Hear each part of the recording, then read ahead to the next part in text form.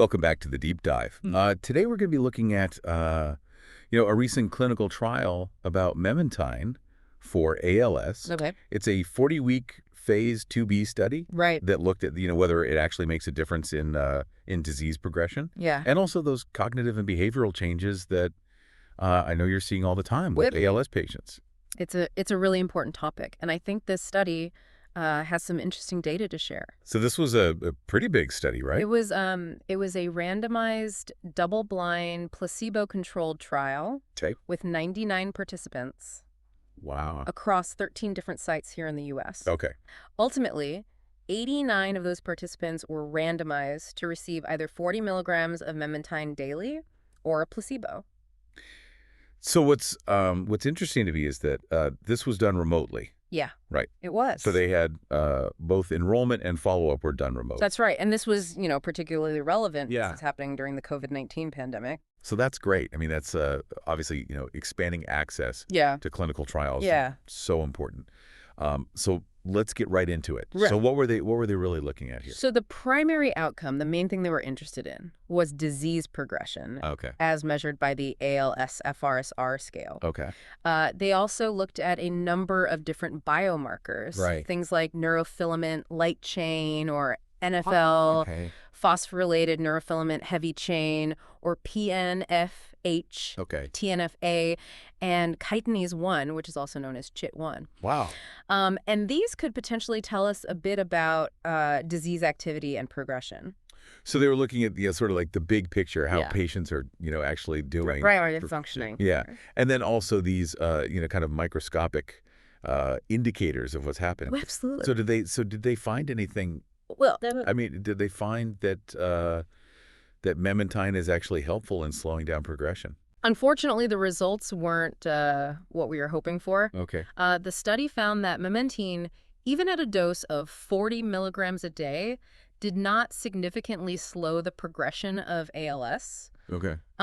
We didn't see a significant difference in the rate of decline on the ALS-FRS-R scale between those on the drug and those on the placebo. So that's obviously a disappointment. Yeah.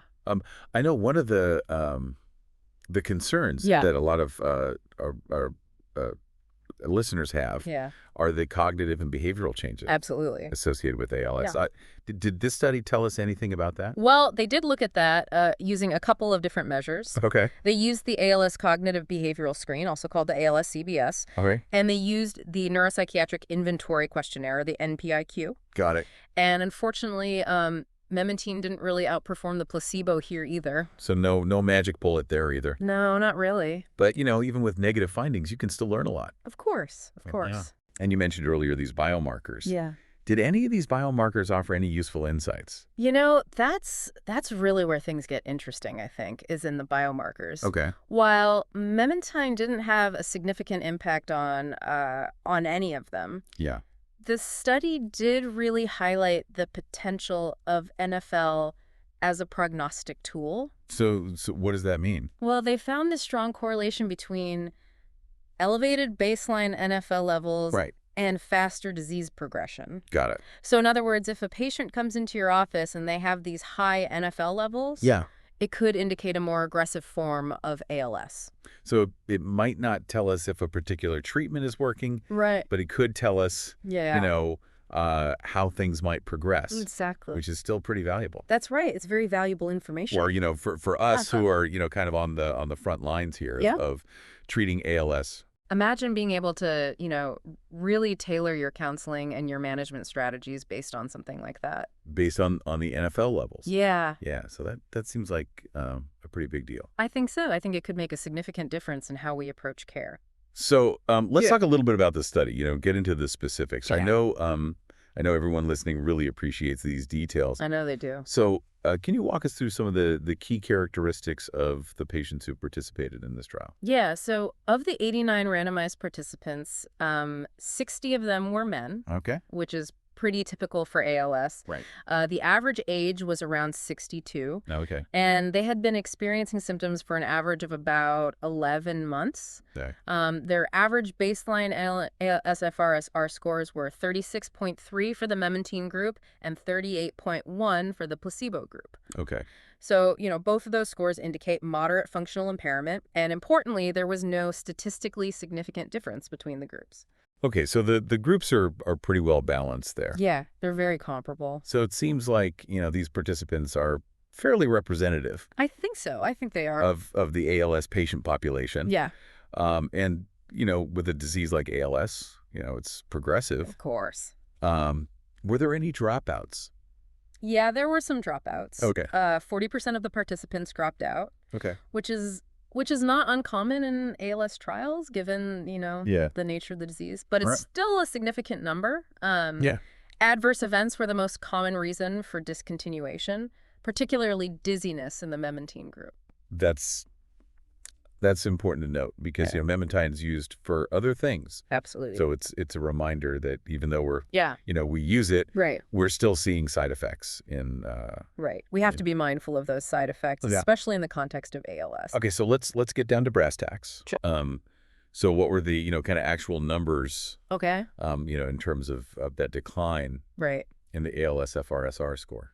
So the rate of decline, if we look at it as a monthly rate, was medical 1.26 in the Memantine group and negative 1.23 in the placebo group. Essentially identical. Practically identical, yeah. Okay. No statistically significant difference there. Now, did they look at other factors that could have influenced that, They did. like symptom duration, initial forced vital capacity? They adjusted for those variables, Okay. but even after accounting for those things, Memantine still didn't have a significant impact on the rate of decline. Okay, so unfortunately, it doesn't seem like it really does much Right. in terms of slowing down the disease progression. At least not based on this study. We talked a little bit about the overall impact on function. Yeah. But what about, kind of specifically those cognitive and behavioral changes? Right. So they looked at that, as I mentioned, with the ALS CBS. And while Memantine did appear to reduce the decline in both the cognitive and behavioral subscales Yeah. of the ALS CBS, these differences weren't actually statistically significant. Got it. So we can't definitively say Yeah. that the drug had a real effect there. Could you remind me, what do these subscales actually measure? Yeah, so the cognitive subscale is assessing things like executive function fluency and memory. Okay. So, for example, they might ask patients to, name as many words as they can that Yeah. begin with a certain letter, or to recall a short list of items. Got it. The behavioral subscale is looking at things like apathy, Okay. disinhibition, Yeah. and changes in eating habits, things that can really emerge as part of this frontotemporal dysfunction that we see Absolutely. in ALS. Really? So it's really a pretty comprehensive, Yeah. assessment of those challenges. Yeah, it's getting at those cognitive and behavioral challenges that Yeah. can really, accompany ALS. Yeah, absolutely. And then they also looked at the NPI-Q, which Right. is, as I mentioned, sort of this broader assessment of neuropsychiatric symptoms. And again, Memantine didn't show any significant advantages over the placebo.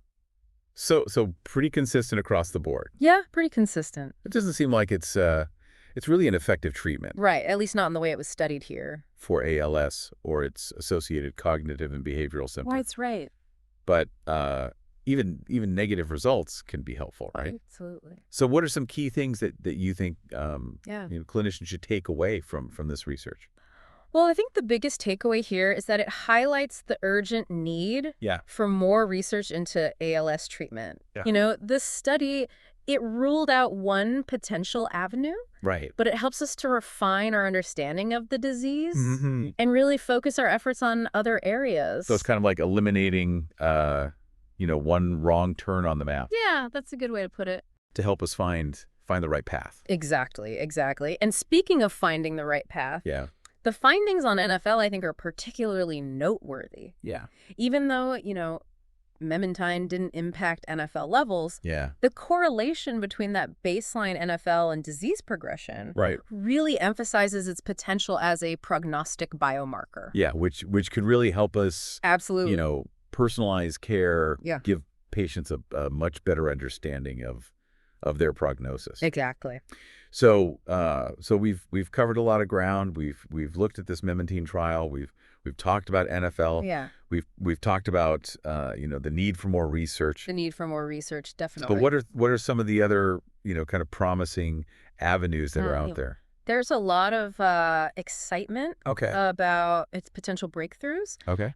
Gene therapies are really promising. Okay. Stem cell therapies? Yeah. Immunotherapies? Right. These are all areas of really active investigation Okay. with some promising early results. Wow, that's pretty exciting to think about. It is. It's definitely exciting. So how do you think biomarkers like NFL Yeah. will play into that?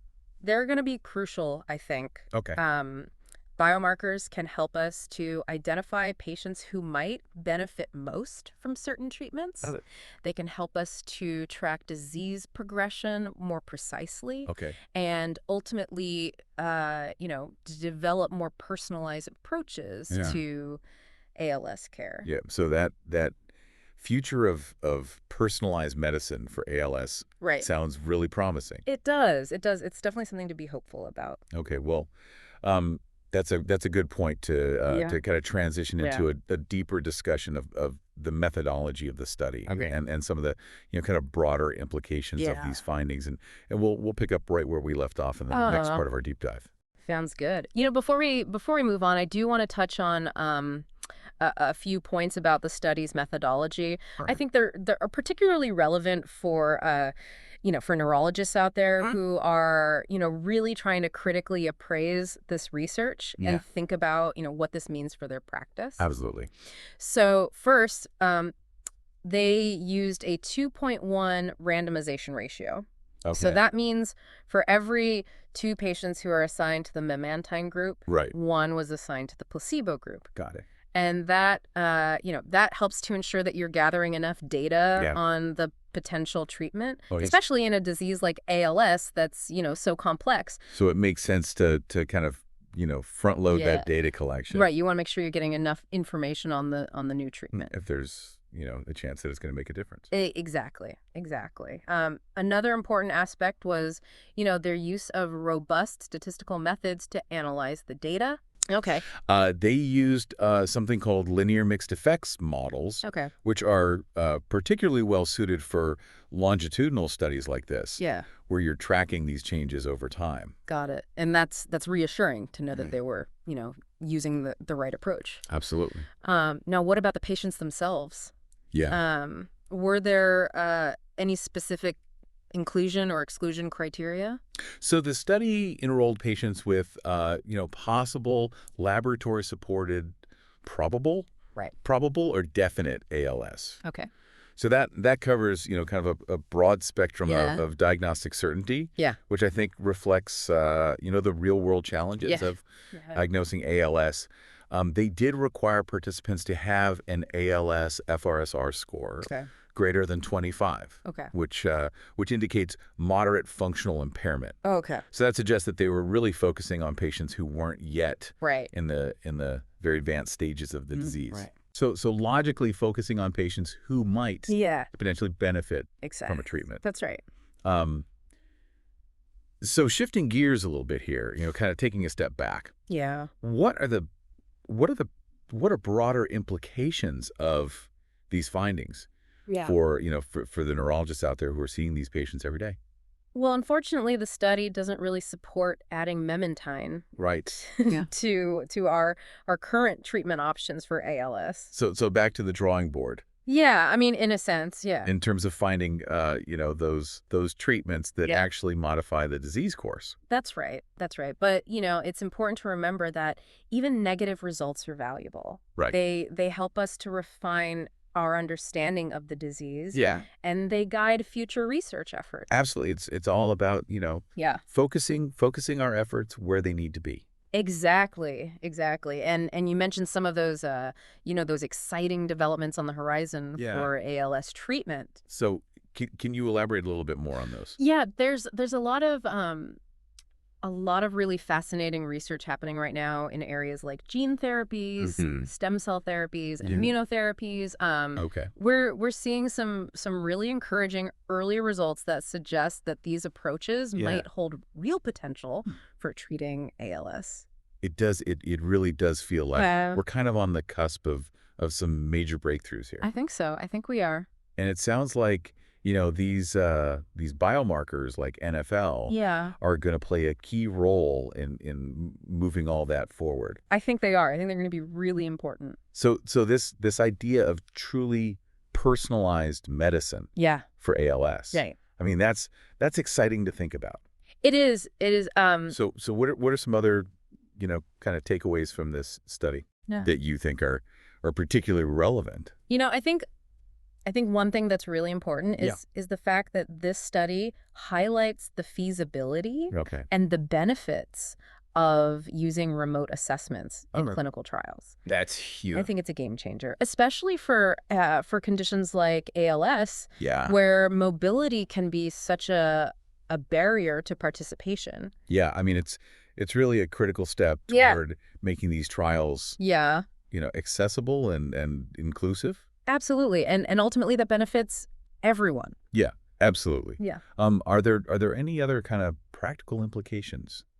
Yeah, I think the study also reinforces the importance of careful consideration when we're prescribing medications, even those that are, commonly used for other conditions. Right. While Memantine didn't prove effective for ALS, the adverse events that some of the participants experienced, particularly dizziness, really emphasize the need to be mindful of the potential side effects. It's always a reminder that we have to weigh, right, those benefits and risks. That's right. Very carefully. Yeah, especially in a disease like ALS.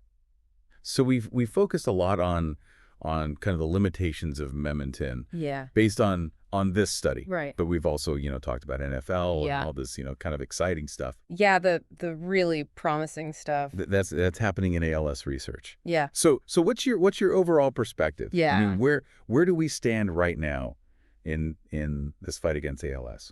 I have to say, despite the challenges, I'm optimistic about the future of ALS research. Yeah.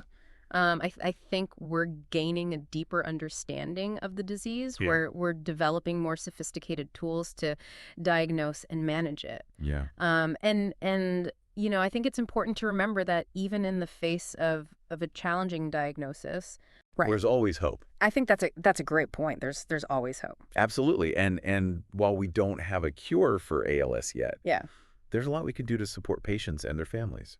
And that brings us to another really crucial aspect of care. Yeah. And that's, this multidisciplinary approach. Absolutely. So can you elaborate on that a little bit?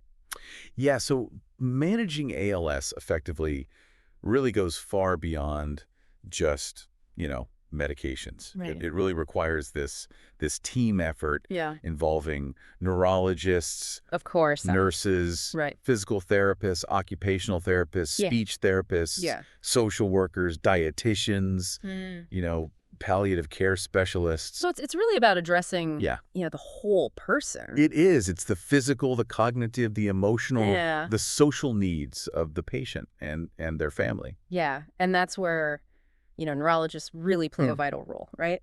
Absolutely. Are often the quarterbacks of the care team, coordinating these services, making sure patients have access to the resources they need. It's a demanding role. It is. But it's also incredibly rewarding. It is. It's very rewarding. So what are some of the, kind of key aspects of this multidisciplinary care that you think are really important? One crucial aspect is symptom management. Okay. ALS can cause, this wide range of symptoms. Muscle weakness, spasticity, difficulty swallowing, shortness of breath, pain. Yeah. And our role is to really effectively manage these symptoms and optimize the patient's quality of life. So finding ways to alleviate their suffering and make them as comfortable as possible. Absolutely. Absolutely. We also need to be, really attentive to those cognitive and behavioral changes that can occur in ALS. Yeah. Early identification and intervention can really make such a difference for the patient and their family. Now, you mentioned the ALS, CBS, and the NPIQ. Right. Are there any other, kind of tools or strategies? So, I think a thorough neurological examination, Right. a detailed history, and really getting input from caregivers are all essential. Of course. And then we can also refer patients to neuropsychologists for more specialized cognitive testing and to psychiatrists or psychologists for management of behavioral and emotional symptoms. So it's truly a collaborative effort drawing on all these different areas of expertise. It really does take a village. Yeah. What about supportive care? Yeah. How does that fit into all of this? So supportive care encompasses this this wide range of services designed to meet the practical, emotional, and social needs of the patient and their family. So this can include things like connecting them with support groups, counseling services, respite care, financial assistance programs, things like that. So it's really about recognizing that ALS doesn't just affect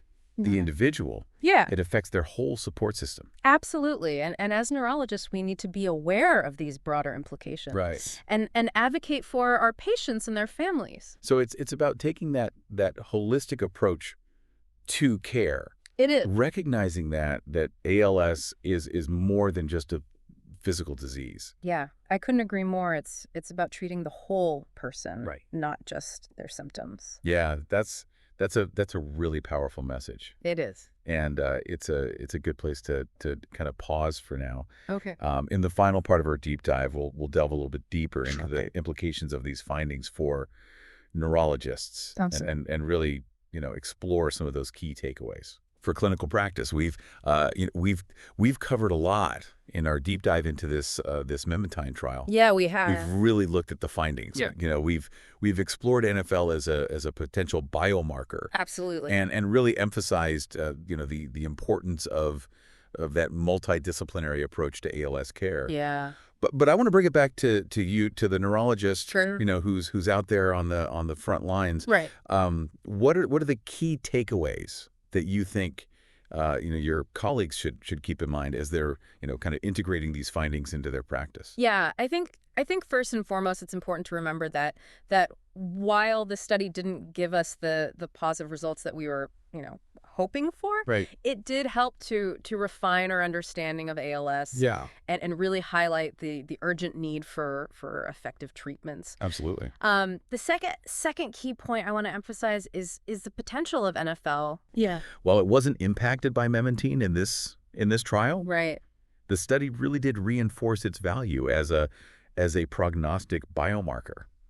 And that really could impact how we approach patient care. It allows for more informed discussions. Yeah. More personalized treatment plans. The third point I want to make sure that folks remember is this idea of thinking about potential side effects. Right. Even with meds that are commonly used for other things. Absolutely. This study really showed that even a drug like Memantine, which is generally pretty well tolerated, can have side effects that we need to be mindful of, especially in this population of ALS patients. It's a good reminder to always, weigh those potential risks and benefits really carefully. Especially in a disease like this. Right. Exactly. And finally, I just wanted to really reiterate the importance of that multidisciplinary approach to ALS care. Absolutely. Neurologists play such a vital role. They do. In coordinating that care. Right. Managing symptoms,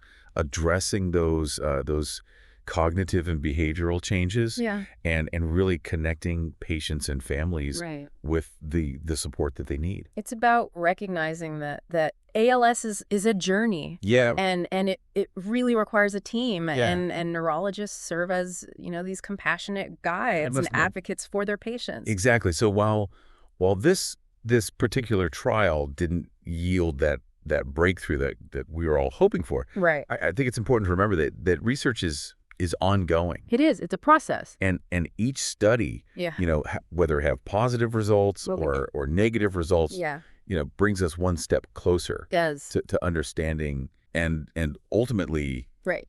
Conquering this really challenging disease. It's a message of hope and perseverance. It is. Yeah. Well, for all the neurologists out there listening, thank you so much for joining us on this deep dive. Absolutely. We hope that the insights you've gained will really help you to navigate the complexities of ALS care and really provide the best possible support for your patients. And remember, keep asking those questions, stay curious, and never stop advocating for your patients. Until next time, keep diving deep.